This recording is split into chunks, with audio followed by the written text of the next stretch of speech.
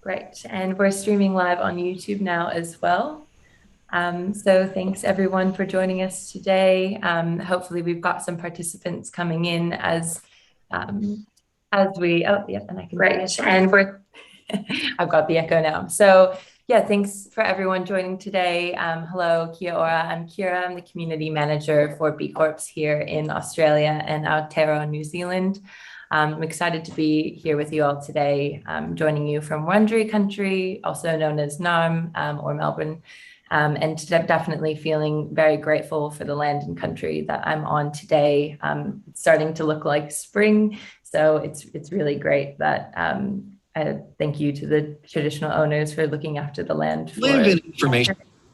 And I pay my respects to their elders, past, present, and emerging, and also encourage everyone to have a look into the history of the land that you're on today. So it's my honor to introduce and host today's panel. But first, I also want to acknowledge that a lot of us are living in a lot of uncertainty, especially the business owners who are going through it pretty tough in Sydney, in Melbourne, and across Australia and across the world, really. So also just want to take some time to acknowledge all of some of the negative feelings some of us might be feeling, and give us some space today to just pay respects for that feeling as well. And really appreciate the business owners here joining me today, despite all of the change that's been happening in your businesses and all of the things that you've had to do over the past year to adapt.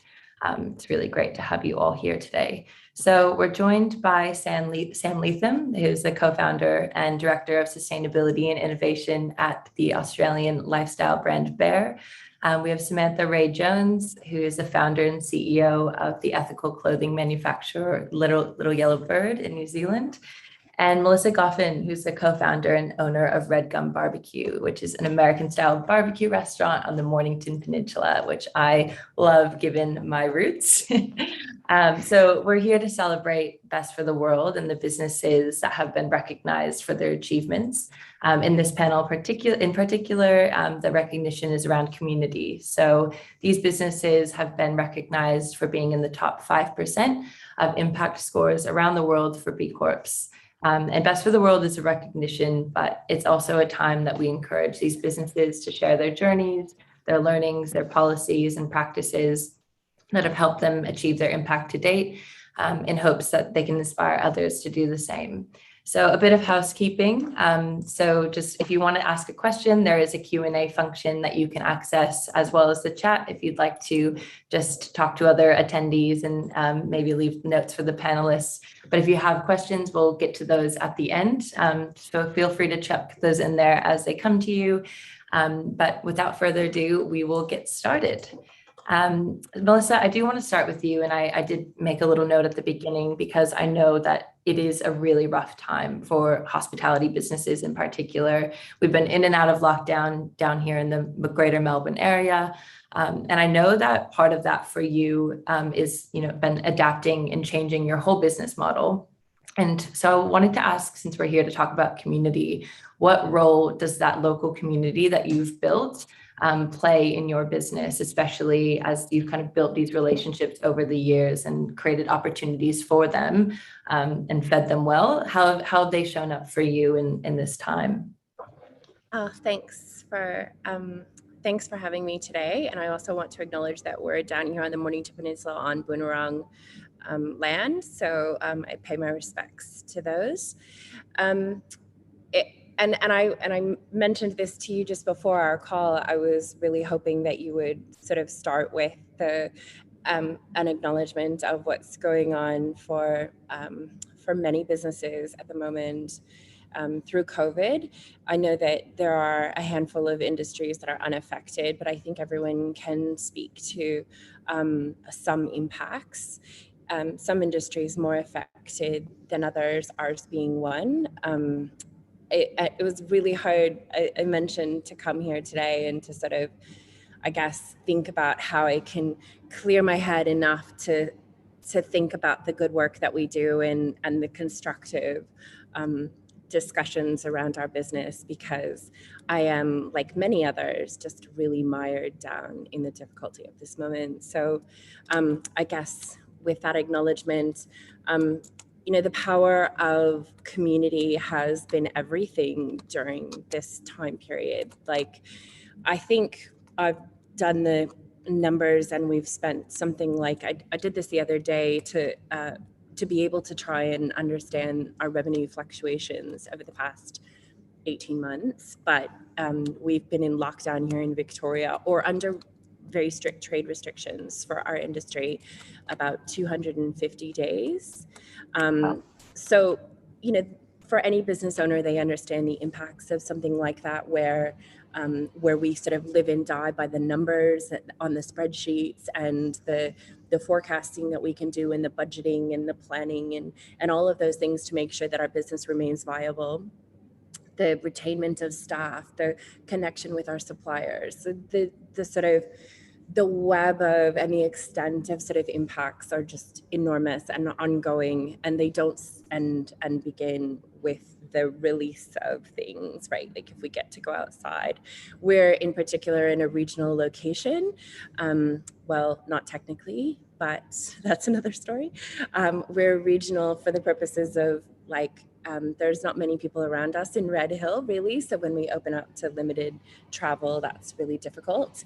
But we have, obviously, because we're here, we've really put a lot of energy into our community, and we see community, like all businesses, in so many different ways. But our community is certainly the community of Red Hill, where we are, the community of the Mornington Peninsula. It's our staff and our sort of more localized community here with our business.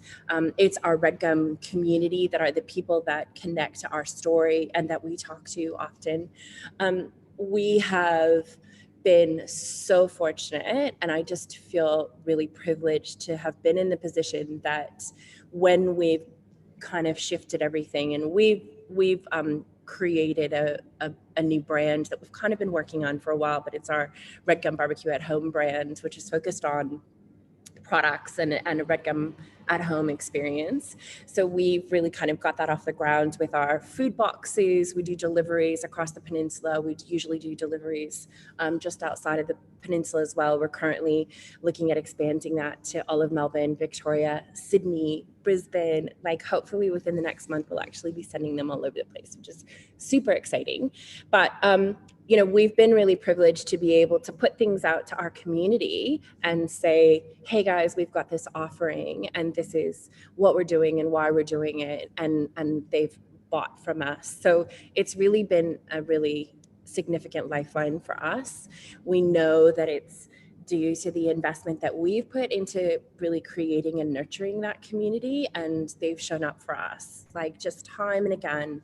It seems like we just walk through the halls of our business on the weekends that we've got boxes, and are like blown away by the fact that they continue to show up for us. So we're really grateful for that. It's our suppliers. It's the going to them and making sure that we're maintaining those connections for them as well. Like, we have prioritized purchasing from local suppliers, really first and foremost, and to little exclusion. Like, all of our wines are Mornington Peninsula based. All of our craft beers are either from our peninsula or just off. And like, we know that they are families that are relying on us. So however we can kind of connect to our community throughout this time, we've been really sort of tried to keep that as a focus. It's been a hard thing to do. It's certainly been something that we've continued to need to work at, but it's also been certainly the most rewarding.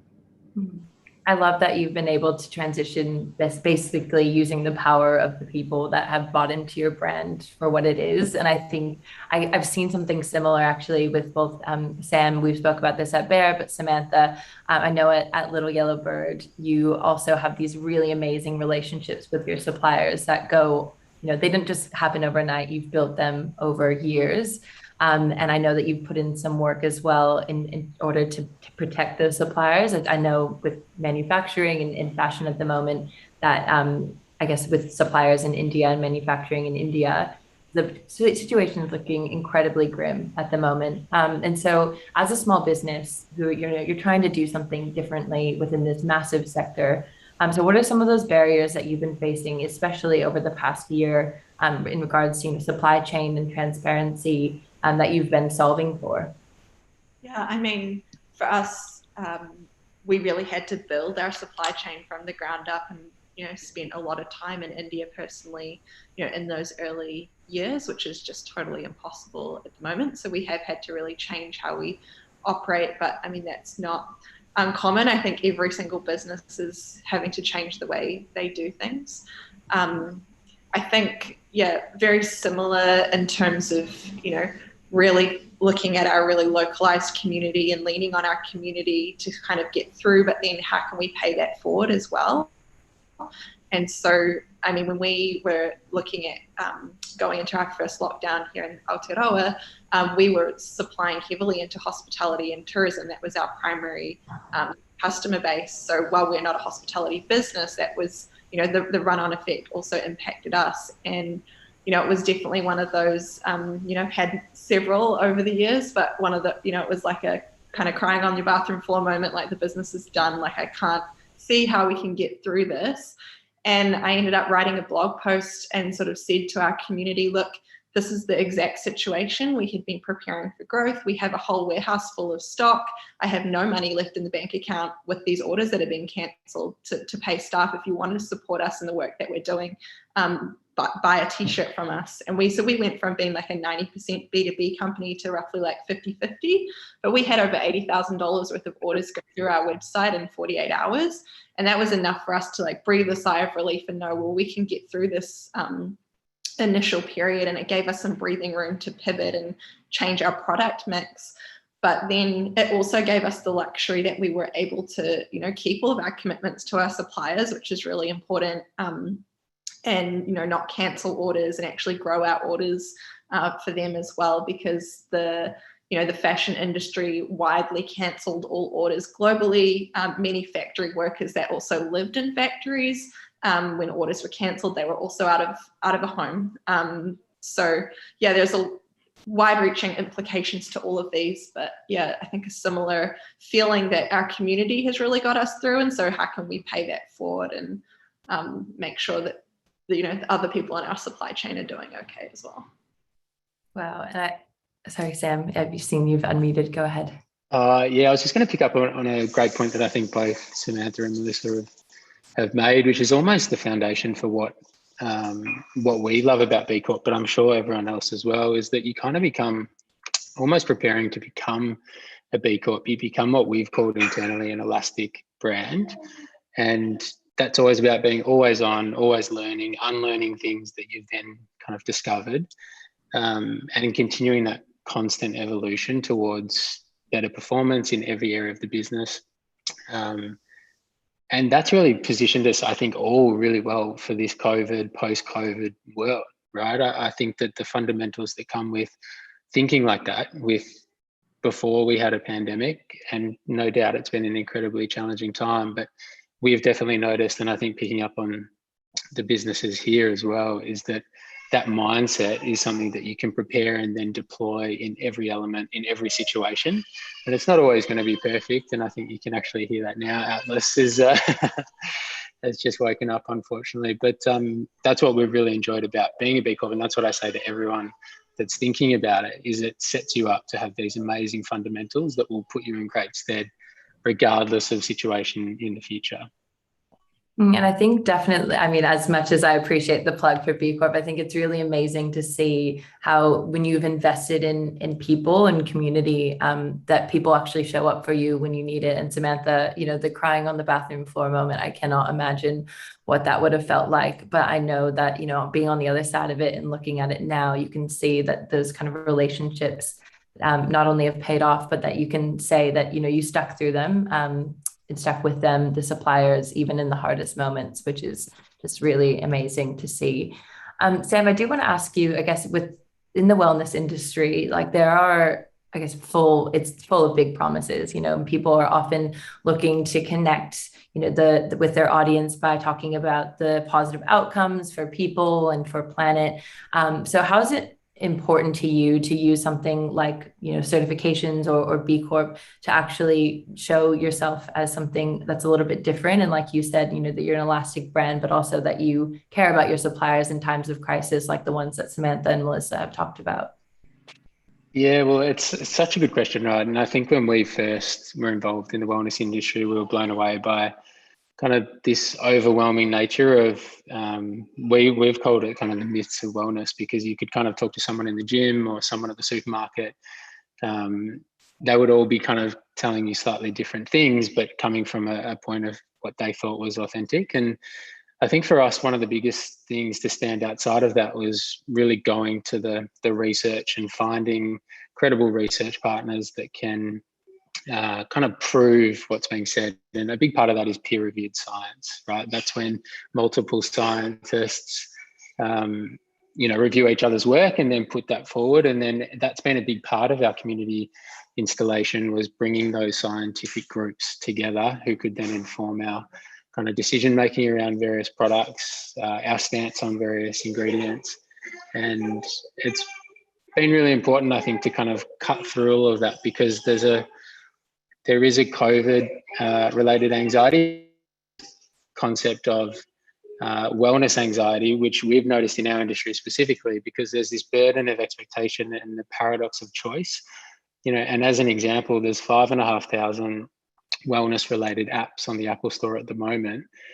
That in itself is almost leading us to become unhealthy. So for us, it was always about how do we simplify the messaging, take what is really complicated science and credible science, and try and deploy it in this really simplistic manner. And we're getting a lot better at doing that. It's not a kind of a perfect scenario at the moment, but I think that that's what's really been able to foster our community in terms of customers and community in terms of retailers buying into the brand. But to your point, and when we spoke a few weeks ago, it was also a big part of our suppliers, and being able to kind of share with them what we were learning as much as they were able to share with us what they were learning. And that kind of is the beautiful nature of long-term strategic partnerships, is that they become friendships, but you also become this kind of professional developers for each other, because you're just sharing all of the insights, all of the learnings with one another that can be deployed in each other's business. And one of the best things with us, probably our biggest supplier, we have an incredible two-way kind of voice around what we're both learning, but then they're also sharing what we're learning with their other, because they're basically an agency, they're kind of sharing those with other clients who might be B Corp, might not be B Corp, might be interested or not interested in the space, but hopefully they're kind of all going towards this better direction of a much more sustainable, ethical, inclusive future. And, that's where I think supplier relationships can have their biggest impact. Mm-hmm. And Samantha, I know that you do some of that as well with the capacity building or training in terms of sharing knowledge with your suppliers to help them improve their social and environmental practices. Do you see an increase in, I guess, the quality of your goods when you're doing that kind of social ESG type training? I think it's hard to isolate it completely, because I think there's so many factors that the longer you're in business, your quality improves also, just because you have better processes in place. But yeah, absolutely. And I also just want to echo what I was hearing there about it's like that shared learning. So I think in the early days, we were doing more capacity building just on more simple things and asking questions around, what does zero waste pattern making look like, or what type of method can you use, or can we recycle this into something else? And we don't need to do as much of that now, but I see our main, capacity building strength is around knowledge that we're sharing between best practice between different suppliers. So, one example recently was we had a really good source for a specific type of cotton that we wanted, and the supplier, really great fair trade certified factory, but they couldn't access this cotton at the right quantities, but we were able to make that connection, and there's run-on benefits for their other clients as well. So that network effect of sharing knowledge when you're trying to have better raw materials or better processes, that is kind of more for the collective good. Actually, Melissa, you taught me something in terms of shared knowledge about supply chains, which is when we, the B Lab team, went down to Red Gum for a day. Melissa came in and talked to us about the business and gave us some insights to what it's like to work in the hospitality business. I learned a few things that day, but including that if you walk into Red Gum on any given day, you might be thinking, I really want those ribs. I've been dreaming about those ribs for weeks, but then they're not on the menu. And that's a pretty big deal for barbecue business, like people arriving expecting something and then they're not there. But you told us the importance of why they aren't there, which I think is a really beautiful lesson for people when they're talking about not just supply chains, but kind of these ethical supply chains and sticking to your values. So tell us a little bit about why it's so important that you've set up your business to operate that way. Oh, Melissa, sorry, you're muted. The classic, sorry. I haven't had that happen once. I'm going to hope that I remember what I shared with you that day, but the end and the beginning of it is really just that, we deal in meat, which is certainly not the most obvious sort of ethical business, but we went into it with this perspective of being animal lovers, but also meat eaters, and wanting to open a restaurant of this type, and understanding that we did within that have power to do that as ethically as possible, and that the supply chain was super important to us, that we were able to understand as much as possible from the birth of an animal to its death to our plates and our customers' plates, what that journey looks like and how it could be done as sustainably as possible. We work with only free-range pork suppliers, so we have a whole process that we engage with when we think about taking on a new meat supplier and understanding their processes and how they align with us. But in that, it's not a factory farm. It's not just ask and you shall receive. There's a certain number of animals on a farm, and there's a certain amount of them that then go and get processed. And so when we sit down at the table, it's whether or not our suppliers have free range products for us to get. Ribs are really difficult to get our hands on, and there's actually very few free range meat suppliers in Australia. So I tell people the statistic that only 3% of our meat is free range in Australia, or free range pork in Australia. And that's really surprising to people. It comes really to supply and demand, that classic theory that we're just not paying the extra dollars for it and creating the demand for that industry to thrive. So we talk a lot about encouraging people to put their money into things that they feel good about. And if you like to eat meat, then there's a way to do that responsibly. But, our job then is to educate our customers about why they can't have ribs on any given day.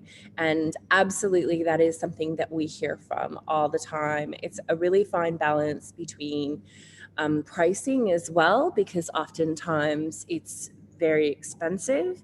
And for us to get a free range product, ribs, which if they are difficult to get, obviously drives prices, and then hand that price over to our customers. So, we're always weighing up what is too much to ask people to spend. When it gets to a certain price point, we don't feel that we can put it on our menu. We also are constantly looking for, what's the best way to communicate about this. So we have a lot of information that you get when you sit down at our tables. We have FAQs there. One of them is I want ribs. Where are my ribs? And we do an explanation for people.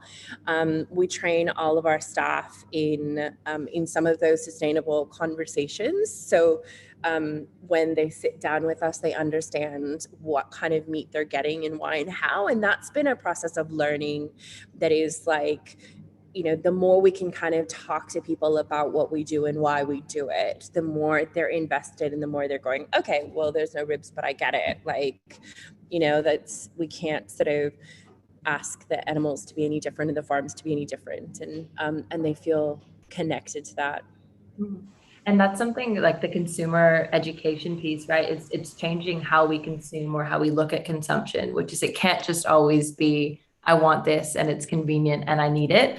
And that's such an interesting piece. And I know, Sam, we had this conversation a few weeks ago when talking about sustainability. And I'm glad that you referred to that as a sustainable conversation, Melissa, because that is like truly, what we talk about. We talk about sustainability, but so many people just see, like a green bin bag and they're like, oh, sustainable.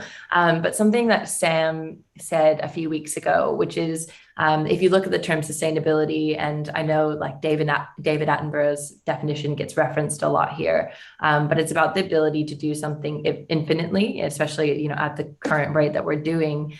Sam was saying, nothing that we do on this planet right now is sustainable by definition. And when you look at nature. So I think that's really confronting for some people when they first hear that, because no one wants to hear that. And you look at, I think the past few days, especially around the IPCC report and kind of some pretty damning findings about climate and where we're at right now. And I think for business owners, it's sometimes glaringly obvious. Like, of course, what we're doing is not sustainable because you get to see the amount of consumption and the demand and the waste. So I guess in the way that our economy is set up right now, I want to ask as a question for all of you, do you think it's possible for businesses to actually be sustainable? And if not, what's the mindset shift that needs to happen for each of your industries? We've got, clothing and fashion, we've got wellness and consumer products, and we have hospitality. So what is it that we need to do to shift to actually move away from being unsustainable at the very least?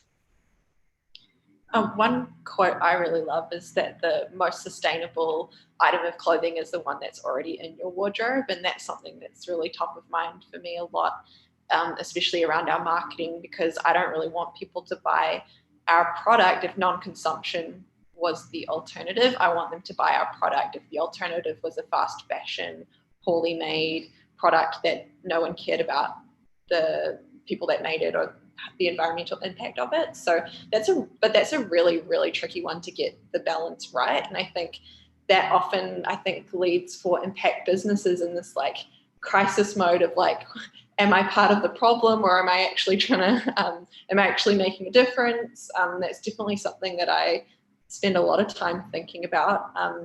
And the reality is I think that our entire system is broken. So we're operating in a broken system, trying to make the system slightly better than it currently is, which is a little bit grim sometimes. But so we really need to globally shift our mindset and how we consume and produce and normalize, the way it was done 100 years ago.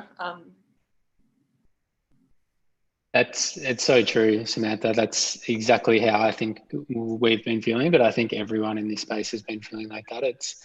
It is a broken system, but for us, we've always tried to think about it in terms of macro and micro. I think at a macro level, and probably even Kira, since we last spoke, I've tried to come to the view that there's got to be things that are sustainable. And I think that this concept of net negative, so everyone's talking about net zero, but imagine if all brands were net negative in terms of emissions, their contributions, and not only putting more kind of carbon, taking more carbon out of the atmosphere than they're creating, but in every other element of their business that they're having kind of the inverse of the current negative impact. I think that would be an amazing position. And I think that the IPCC report, while damning, the still biggest point for me is that there's time for us to make meaningful shift now. And it can be overwhelming, but it starts at kind of hopefully brands making these kind of macro level commitments that aren't just then purely greenwashing,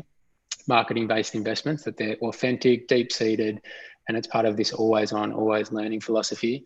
But then from a micro perspective, I would love customers to be questioning everything, question why I can buy a tomato every day of every year regardless of living nowhere near a tomato farmer, or, you know, exactly to Samantha's point, why can we continue to buy certain fabrics that we now know are horrendous to break down? Their life cycle is beyond what would all be like. Why are we still producing these types of these fabrics? So I think there's all these sorts of questions, but it starts with curiosity. And if customers can be more curious, ask questions, it leads to them being more educated, caring about the answer. And that leads to, I think, lifestyle shifts. The two of those things, hopefully top down from brands and bottom up from customers, hopefully we can reach some sort of, you know, solution that's a world we all want to live in, and our kids do too. Yeah, and I'd love to weigh into this as well. I think that I agree. I hear those conversations and my mind swims with, I'm sure, all of the things that each of ours do around like, what's the future for our industry? How do we make it better? And like you described, Sam, like all these really big macro questions of, you know, how do we create those really fundamental shifts? But and maybe this is my sort of mental health at the moment, but for me, that feels really overwhelming and really hard. And I think what we try and do, and what I try and look at, is like all of the little decisions that we make every day and the little choices, and how we, you know, just time and again go, no, that's the right thing to do. Okay, it's a little bit harder, we'll figure it out. And like, and just kind of, it is that commitment at a really high level, but then filtering that down and making the small choices and acknowledging the wins. I guess something like this moment, you know, I'm just thinking about like, we've moved to composting at our business, and it's like, it's so long overdue. And, you know, one of the worst sins of the hospitality industry is the waste. And we've been trying to, you know, for all of the ways in which people like struggle to kind of figure things out, whether it's like cost prohibitive or access to resources or all of that. We've been, you know, we've had it in the business now for just about 6 months, and it's totally challenging for like continuing those reasons because of habits, because of the nuance of like actually integrating those processes into the business. You know, and I just kind of have to keep going, this matters, let's do it better, let's learn more, let's figure it out. Okay, that's challenging. How do we work around this? Like, this is a commitment that we've made. It's important to us. We think that it matters. Like, let's keep pushing ahead. And like, that's our job as business owners, to really be super clear on those values, to make sure that the people in our business understand those values and are given and empowered to sort of work through those really challenging, constant complexities of trying to be better for the world, which is really hard, actually. I think the idea of pushing on ahead, like what motivates you to keep going, especially when it is your business, first and foremost, like you have to also have to be able to pay your staff, and market your prices at something that's accessible to customers, which I remember also you shared with us, you know, margins on hospitality businesses are so low when you compare it to, you know, consumer goods. And it's just crazy that you can have like run on those margins, and then something like COVID can happen and completely throw that into chaos. So it's amazing that you've adopted something like composting at your business in a time that, you know, it's also just struggling to stay alive. So that's really incredible. I guess I do want to talk about some of those, I guess, transparency with customers, things that we touched on just before, where, you know, Sam, are you getting more questions from customers than the actual retailers that you're going through? Because that also feels like a bit of a systemic change that's not happening at the retail level or at the actual, you know, like that middleman level. It's actually, the curiosity is coming from consumers. So are you getting that pressure from the bottom up? And Samantha, are you as well? Yeah, it's a really good question. And I think we definitely are getting the questions from customers, but it's still such a small group of the overall, I would say, you know, our broad-based Australian and international customer. Like I think people have always loved with Bear our sustainability credentials, but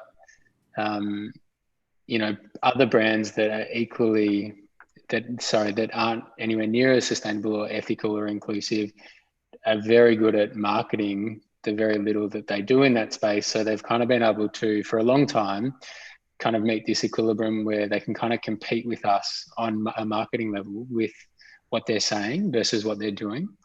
So for us, it's just always been playing the long game. And Melissa, I can completely understand that. It's this constantness and consistency that just you need to keep grinding really to basically be able to get and break through. And that's our view, is we're doing it with a small group of our customers, and we're hoping that each year in our journey we'll be seeing more of them, more aware, more educated about what we are doing, and then them saying, hang on, that's not a sustainable practice, or that's not as inclusive as I was expecting from these other brands, and their own criteria hopefully increases and improves.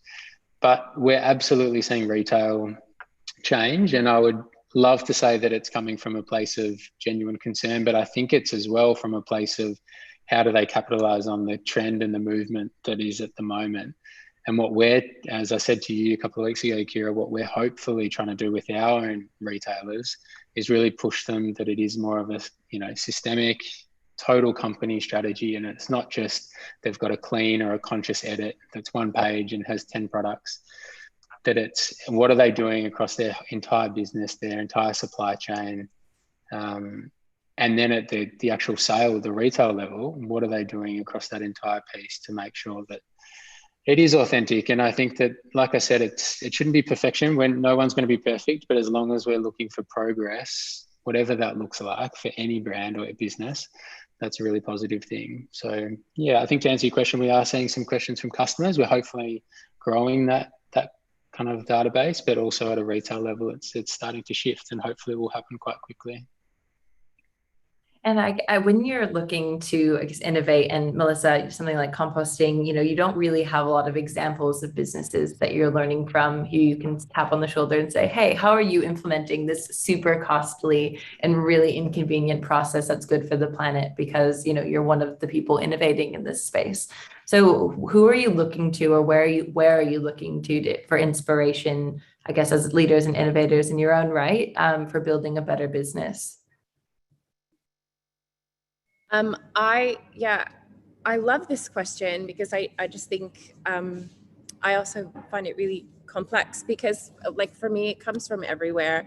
I think what we've always sort of tried to do with our business is come at it from the perspective of we don't need to know what has come before. And that might sound really ignorant, but like we are really happy to kind of be creating our own sort of path and our own experience and our own version of reality, I suppose.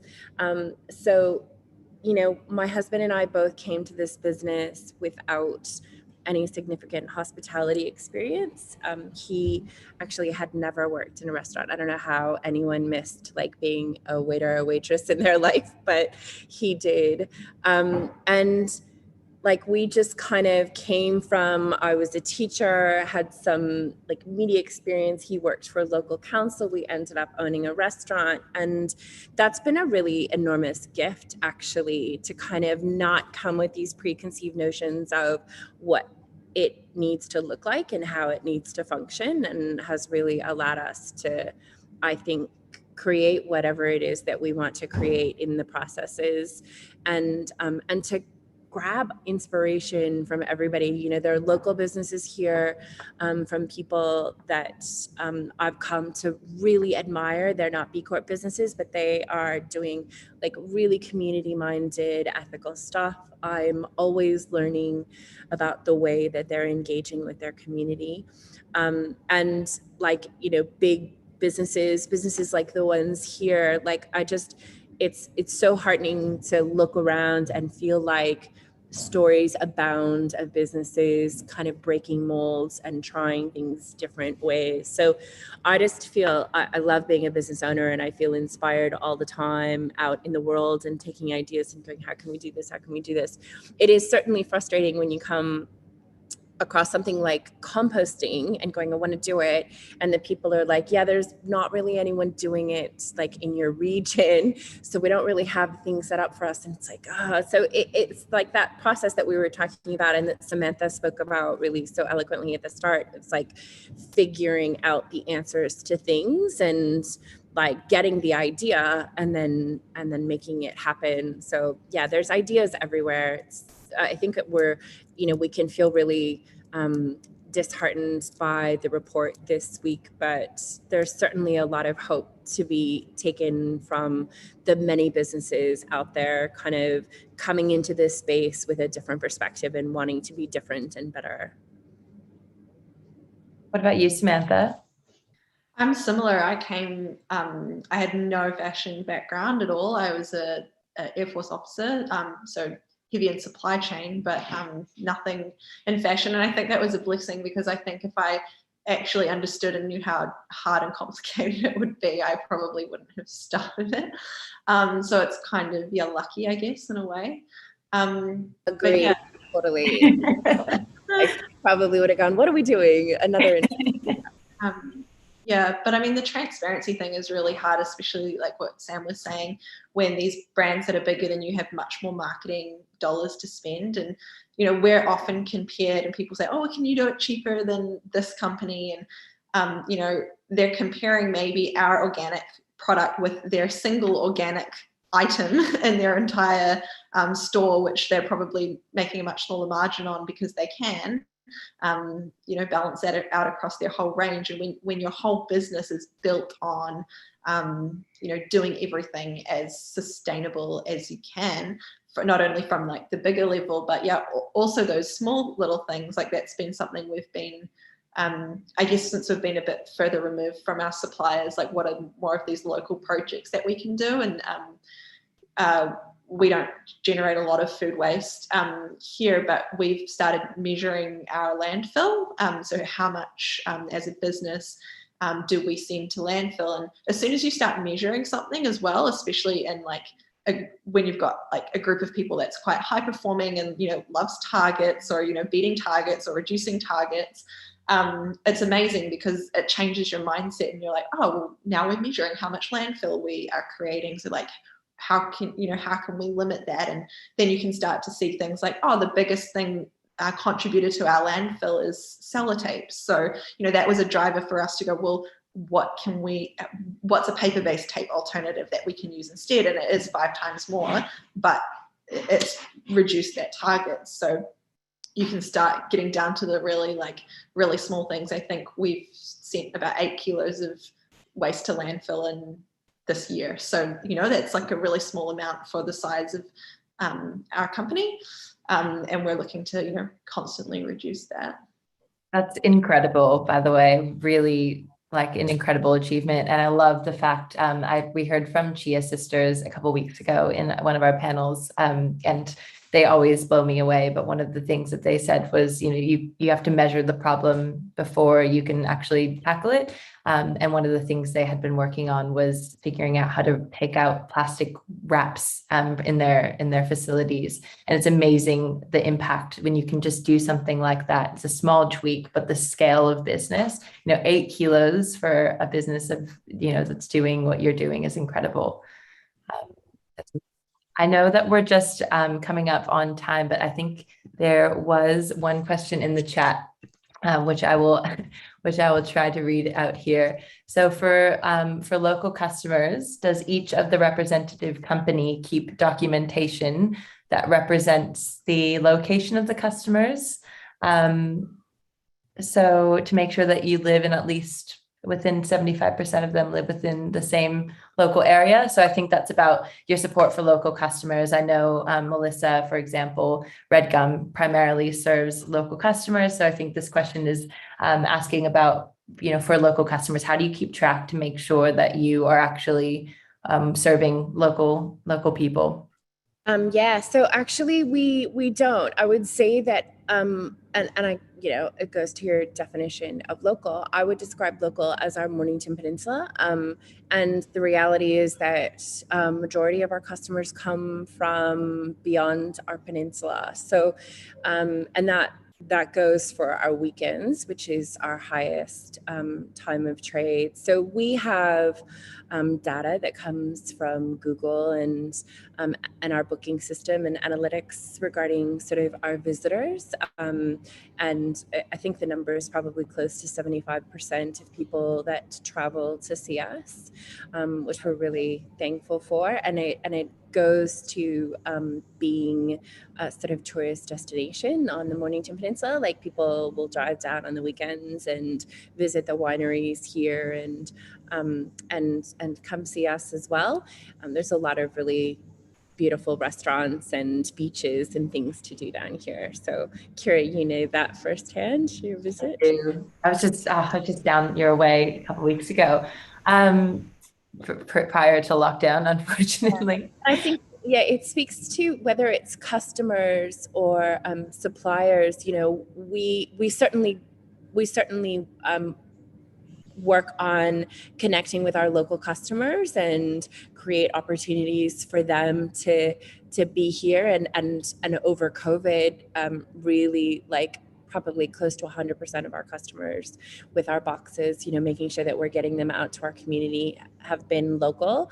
But where we can most affect our sort of connection to local is through our supply chain, and that's where we emphasize our local suppliers, and I would say that the number would be at least that, if not more, regarding sort of our procurement and how we work locally.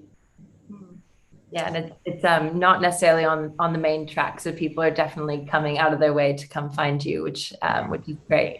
That's it with all we have for time today. I do want to thank all of you for being here today, despite what's happening in the world, coming and sharing a little bit of inspiration, some positivity, but also some of the challenges that you've been facing over the past year and a half with us. So really grateful for all of your time today. I'll also just remind everyone that next Thursday we've got another panel for some of our other honorees for Best for the World, including Atik, Outland Denim, and Adara Partners. And they're all going to be sharing the ways they've used international businesses to support the most vulnerable, and what it will take to drive systemic change. So putting the registration link in the chat for everyone who might want to attend next week. Thank you all so much for being here today, and have a good rest of your week.